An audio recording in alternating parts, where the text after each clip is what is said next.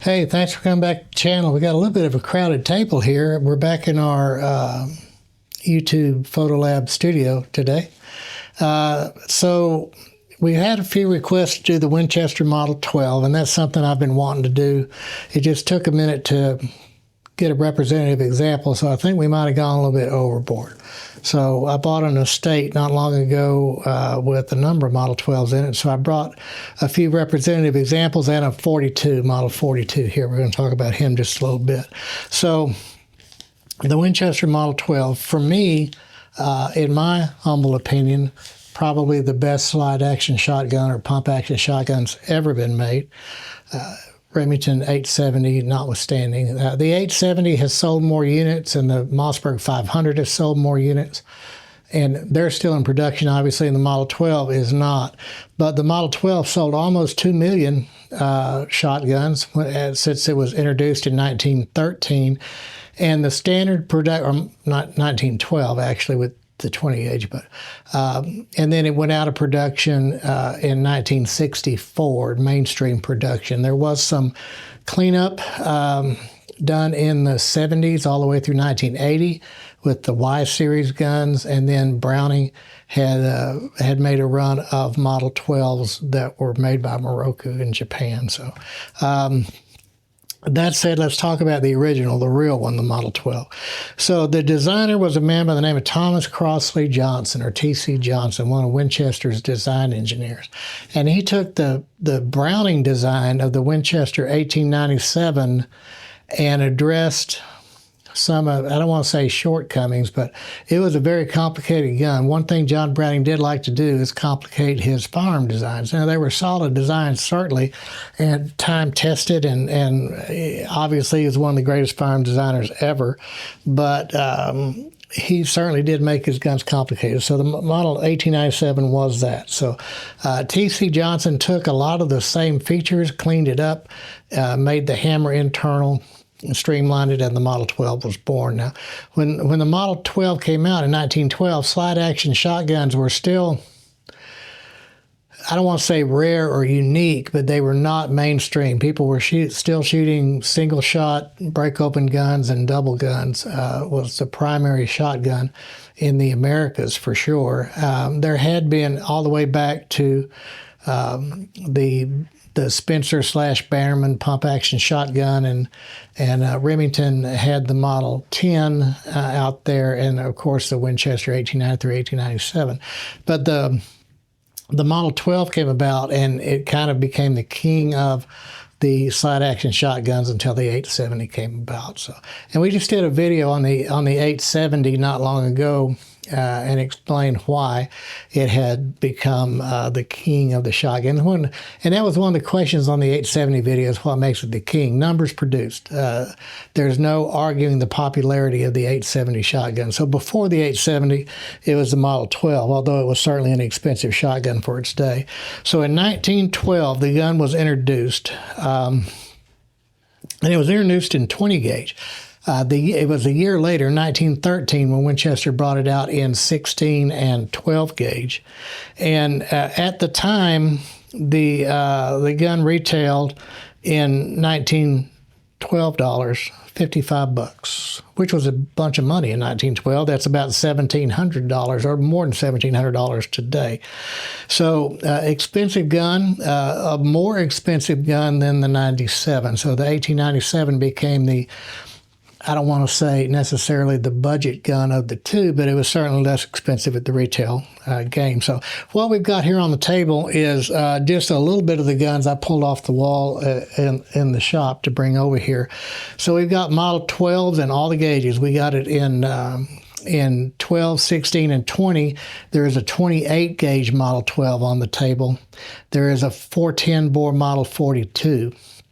And we're going to discuss some of the variations of that gun as we go through this. So, and discuss what to look for in a Model 12, because there are tons of Model 12 still out there on that secondary gun market, and most of them are not high dollar guns. You can get into a Model 12 for $450 to $500 pretty easily, a fairly decent example of a field gun. But then there are guns that go considerably higher than that, on way up into the thousands. And we're going to talk about how to differentiate between between those. So one thing to remember when you're looking at Model 12s is the earlier guns, the pre-1927 guns, had short chambers. The 20 gauge gun prior to 1927 were 2.5-inch chambers, which was a standard chamber length for that gauge. And the 16 gauge guns were 2 9/16. Again, a standard chamber length for that older gun. And that was all standardized to 2 3/4 in the Winchester Model 12 line in 1927. So when that happened in 27, you will see stamped on the gun in the vicinity of where it says 20 gauge or 16 gauge, you'll see it says 2 3/4-inch chamber or 2 3/4-inch shells or something to denote that it is has a 2 3/4-inch chamber in it. So I remember back in the early 80s, we were still converting 2 9/16 Model 12s and Browning Auto 5s. We were converting them to 2 3/4-inch, and it involves machining the ejection port and doing a bunch of stuff that really probably would not be worth the machine time to do today for sure. So another gun we have here on the table is this gun here in the back. This is a 12 gauge Model 12, but it's a Model 12 heavy duck. Or what was called a heavy duck. It doesn't say heavy duck on the gun. It says Super Speed and Super X, referring to the type of Winchester shot shells. That's the 3-inch Magnum 12 gauge chamber, and that gun came out in 1935.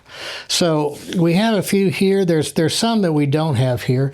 We don't have a military gun. The Model 12 was used by the military in World War I, II, Korea, and the early part of Vietnam. Some 80,000 trench guns were bought by the U.S. government, and that's a 20-inch gun, 20-inch barrel gun with a heat shield and a bayonet lug, and U.S. markings, right? So, and we've talked about this before. I think we talked about it in the Winchester 1897 video. There were trench guns, there were riot guns. The riot guns were short-barreled 20-inch guns with cylinder bore that was used a lot by guards in the United States, whether it's prison guards or whether it was guards by the Department of Defense guarding facilities here in the States. And some of them may or may not have either U.S. markings on them or police or jail unit markings. Be wary of those, particularly when you see a trench gun, because it is relatively easy to fake one of those up, and an unknowing buyer could well pay way too much money for what actually wasn't a trench gun. So a lot of those serial number ranges are known that went to the U.S. government. So before you pay a bunch of money on one of those trench guns or one of those, even a riot gun, it pays to double check to make sure that everything's correct on those guns. So, and the same thing when we talk about the vent rib guns, the high grade guns, and the 28 gauge guns. There's some guns out there that aren't factory that still present very well. So let's talk about the different grades that you find in the Model 12. Most of these guns out here, these are field grade guns. The 28 is an exception, and this Simmons upgrade gun is an exception, but this would be the standard field grade gun. The early guns had this short forend like this, and then it went to the longer forend, such as you see here. And then there's the flat bottom forend in the early 50s. And collectors pay attention to that, how many grooves are in the forend, and the configuration of the forend makes a difference as to the originality of the gun. So the field gauge gun was produced in 12, 16, 20, and there were some 28 gauge fields. So let's get the 28 gauge out of the way real quick. 1935, 1934, 1935 to 1958, but only, and the number that you see pushed out the most when it comes to production in the 28 gauge is around 2,900 guns. So very, very low production. And a field grade gun in good condition is every drop of 4,000, 4,500, maybe 5,000 or more in today's dollars. And then the money just skyrockets if it gets in boxes and things like that. For example, in 2020 on Rock Island Auction, a pigeon grade 28 gauge in the box hammered at $10,925. So the 28 gauge guns are super rare. In fact, there are more upgraded, custom, if you will, 28 gauge guns than there were actual factory produced guns. So, and that's what this guy is. It's not a factory 28 gauge. So these guns were made with no rib, which was common. They had a matted solid rib, which I do not have an example of. And then there were factory vent ribs, and there were 3 or 4 different variations of that vent rib. And then there were aftermarket companies like Polychoke and Simmons that did ribs as well. So the field grade gun runs the gamut of a lot of different configurations, but it's the most common gun you're going to see in the Model 12 for sure. There's a skeet grade 12, 20, 28 gauge. Typically, some folks say that there wasn't a 16 gauge skeet, but I'm telling you there was. I've owned them. There were WS1, WS2 skeet chokes, and these are all obviously fixed barrel guns. There's no interchangeable choke tubes on these Model 12s from the factory. So typically, they're going to be 26-inch barrel guns. And on the field guns, another way to tell if you're looking at an unmodified gun is there were standard barrel lengths on this gun. So in 12-gauge, 30-inch full, 28-inch could be either full or modified, and 26-inch would be improved cylinder. So you can compare what the choke marking is on the side of the barrel to the length of the barrel, right? And when you measure the barrel, make sure you're measuring all the way to the bolt face, not to the end, not just here to here. And we'll take one of these guns apart here in a second and show you why. In the 16 and 20 bore, the 28-inch was the long barrel on that gun. That would be either full or modified. And the 26-inch was improved cylinder. So, and the skeet guns were all 26. They made a trap gun, which were 12-gauge, 30-inch gun, full choke. So it came with 2 different stocks. You had a Monte Carlo trap stock or a straight stock. Typically, some type of rib, whether it was one of the Winchester ribs. I have seen what was purported to be a solid rib trap. I think that's a bit of an anomaly, but I have seen one. So then we had the pigeon grade guns, and then there were several different engraving patterns that Winchester would do on these guns for a special order. So obviously, once we get out of the realm of the field grade guns and we get into all these other grades, the money goes substantially up. But remember, it's the thing we always talk about: originality, scarcity, and condition, right? So let's talk about some of these specific guns before we go into the vent ribs and all the other stuff. So this is the 28. So this little gun down here, and let's clear him out. So this is a 16 gauge, 26-inch modified gun. And it's an older gun. We see it because we don't have the full pistol grip here. It's kind of a sloping grip. We have the short or small forend. And that would be a standard. Now, these were rust blued. All these guns were rust blued. And the vent rib barrels were always rust blued all the way through the end of production on these guns. So this guy here. So this is the heavy duck here. So we can see on the side of the barrel, if we can get a zoom in right here, where it gives you the indication of the 3-inch Magnum, Super X, and Super Speed. So this particular gun is a 32-inch full. This was available in 30-inch full or 32-inch full. This is a 32. The 32s are a little rarer. They'll bring a little bit more money. The pad is factory. This red Remington pad is factory. This particular gun dates to 1941. This heavy duck does. I knew that was going to happen with all these guns out here. This little 20-gauge gun is a later gun. This would be 1960s production. But you see, not a whole lot has changed. The forearm configuration has changed to more of a longer forend. But we're now hot salt blued, and because we're not a vent rib barrel gun. So this is a 20-gauge modified choke gun. So one of the things on Model 12s is the more open the choke, the more the value is on these guys for sure. That's a 42. So let's talk about this guy real quick. So Winchester never made a Model 12 in 410. the receiver just wouldn't work. So they made a smaller receiver. It's a little bit different internally. It does come apart the same way in the Model 42. We're not going to spend a lot of time on the 42 because it's worthy. The 42 is worthy of a video in its own right, because just like in the Model 12, there were different variations of it. So let's spend a little time on the 28 gauge. So there was a pretty decent industry of taking Model 12s, typically in 20 or 16 gauge. And there was a gunsmith in Tennessee that did a lot of this stuff. But they would basically retrofit the gun to 28 gauge. So that's what we have here. The receiver extension and the receiver, the numbers match. So the Model 12 is a takedown. So there's two serial numbers. There's one on the receiver extension. There's one on the receiver itself. Those two should match if you're looking at a Model 12. So these match. The wood is upgraded. It's Winchester pattern wood.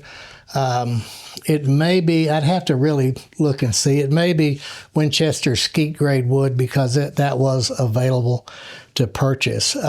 This engraving pattern that you see on this receiver, is basically the Winchester 1A receiving pattern with the gold inlaid birds. It is not factory. This entire upgrade is just an extremely well done example of what a 28 gauge upgraded gun would look like. And they bring good money, but they don't bring the kind of money that a factory 28 bore would. If this was a factory 28 engraved and inlaid gun, I'm not sure where that number would be. It'd be north of 10,000, very, very definitely. And this gun is probably realistically in the $2,000 to $2,300 range.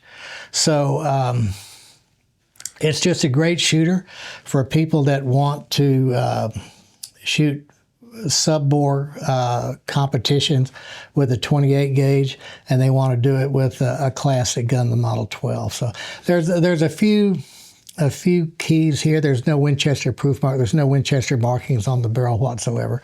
So we know it's not a Winchester barrel. The serial numbers on this gun date to 1924, and the 28 gauge wasn't introduced in this gun until 1934. So we knew going in that it was not going to be a factory 28 gauge. But I was pleased when I saw it, how well the upgrade was done, right? So that's a super neat little gun. And I think, yeah, we have a Winchester pad on here too. So it's probably a Winchester factory upgraded wood on this gun. So those can be, the unfortunate thing is people get these guns like that and they think they've got something that's going to pay for their kids' college, and it just won't. I mean, the factory 28 gauge guns, if you get one, try to get some provenance with it to make sure it is what it is. The same thing with this kind of gun here. Oh, here we have Model 12. So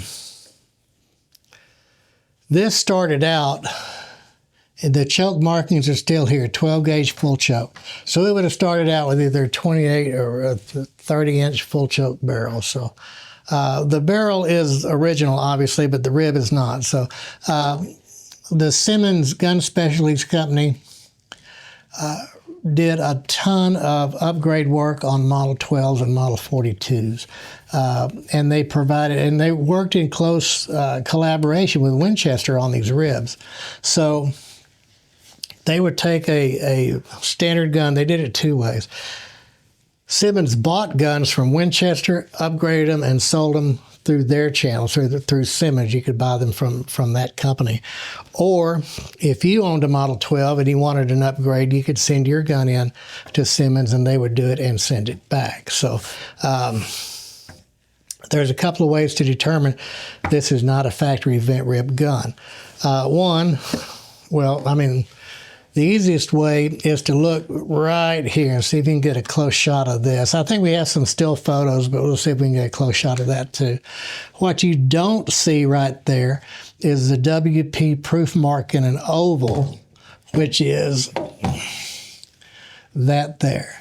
So on field grade guns, the proof marks are top dead center of the receiver and the barrel. On factory vent rib guns, they offset those. So the proof mark is still visible here on the beside the rib on the factory vent guns. Now on guns that have been upgraded, they put the rib on there and they don't restamp it. Now having said that, there are unscrupulous people that would take this gun, for example, come up with a close enough stamp and restamp that proof mark on this gun, then try to sell it as an original gun. The factory guns didn't say Simmons Gun Specialties on the rib, but so there is that. So there are several different types of ribs, and I think we've got the most common rib that you're going to find is what's called the two-pin rib or the duckbill rib. And that rib, actually, instead of this machined into the groove of the receiver, it actually came out wider here. And we've got a still picture that we're going to insert. And it had two pins that held the rib on right here. So those were machined by Winchester and put on by Winchester. Very expensive rib to produce. And they had that rib in production from 1920-ish to 1954. If you got a vent rib gun from Winchester, that was the vent rib you got.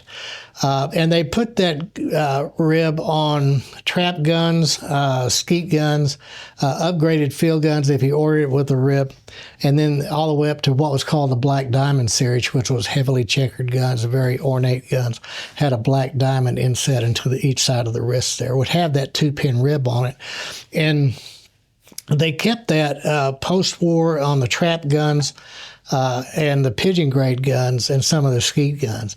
Now, in 1954, they introduced what was called the special vent rib, and a lot of folks call it the donut post rib. So, and we've got a still picture of that. And what we're talking about are the rib of the posts that connect to the rib, that support the rib here. The donut post rib literally looks like it's a round donut with a post coming out of it that hits the bottom of that rib. And those originated with Simmons around 1950, 1951. And by 1954, Simmons, who is a close collaborator with John Olin of Winchester, sent his people to Winchester to show them how they did the ribs with those donut post ribs. So they were in collaboration with producing those factory ribs with Winchester. Now, there's a lot of internet forum stuff about who did the ribs and who did the ribs where. Is it a factory rib? Is it a Simmons rib? And collectors, Model 12 collectors, will really get into the weeds on the dang vent rib as to whether the rib is right for the gun, whether the rib is a Simmons add-on, or whether it's a factory gun. So if there's any doubt about it, I would suggest having that vent rib Model 12 individually appraised by somebody that knows Winchester Model 12s to determine if that's a real correct vent rib for that gun before you spend $1,500, $1,600 on it for sure. So later on in 1960, now remember the main production of the Model 12 went away in 1964. So from 60 through 64, Winchester began making their own rib again. It had a third pin in it, so two pins and a third pin. The difference is these posts, instead of being oval, when you see an oval post with the rib dovetailed into this groove right here, that is almost always going to be a Simmons rib, whether it says Simmons or not. It's going to be a Simmons rib. That's kind of indicative of what the Simmons rib looked like. And this is a typical bluing pattern for Simmons, which we'll talk about in just a second. But the three-pin vent rib, still called a special vent rib from Winchester from 1960 to 64, were rectangular post ribs, and they had that third pin. But it's only valid on the very, very late guns. So the bluing that Simmons did on these guns, we had a blasted top here and then polished sides, and everything was tank blued. So that's another giveaway as to whether the gun, if the gun should be rust blued and it's hot blued. We have an oval vent rib with a blasted top. You can pretty much guarantee that the gun was done by Simmons. Now, this wood is upgrade gun. This wood is upgrade. It's not Winchester factory stuff. So, it's got a really nice Pockmeyer pad on it. So, but that's not fitted super. It's fitted okay. But I don't know that Simmons did this wood. It's very possible it could have been done aftermarket. There was a ton of wood available for these guns, but this is stocked in a really nice little piece of fiddleback walnut here, and there's no checkering on it at all. So I don't know much about the utility of it. I guess it'd be okay, but it certainly makes for a good-looking gun, that's for sure. So that's typically what you would see with the Simmons Gun Specialties Company and their treatment of the Model 12. That would be a typical gun there. There is another gun I wanted to bring out. There was in 1963, 1964, for some reason, Winchester produced some guns with what they called hydrocoil stocks. So we have a still photo of that too. Typically in trap and skeet guns. So basically there was a hydraulic, well, not hydraulic, but it was an airbag inside the stock. So the stock collapsed when you shot it. Kind of similar to the Beretta system in the A400s and the 686s now. Instead of using springs, they had airbags, and they were synthetic reed plastic, and the plastic of the 60s, early 60s wasn't that great, so it's unusual to see those hydrocoil stocks, the hydrocoil guns really stand up, still being a survivor gun today. It's kind of unusual. They made it in two colors, ivory and brown. The ivory brings a little bit more money, but unless they're in really high condition and especially boxed, they don't really bring that big of money because they're just not really a shooter grade gun. A lot of people that are going to shoot their Model 12s would probably rather have the walnut than the hydrocoil. But if you were looking for collectability, that may be something to look at. So let's pop one of these apart and talk about a few more things. One of the things about the Model 12 that was a big part of their advertising. Now, they're advertising really early on. They realized they had a good gun. Now, this is all forged steel. It's all machined. It's all fitted.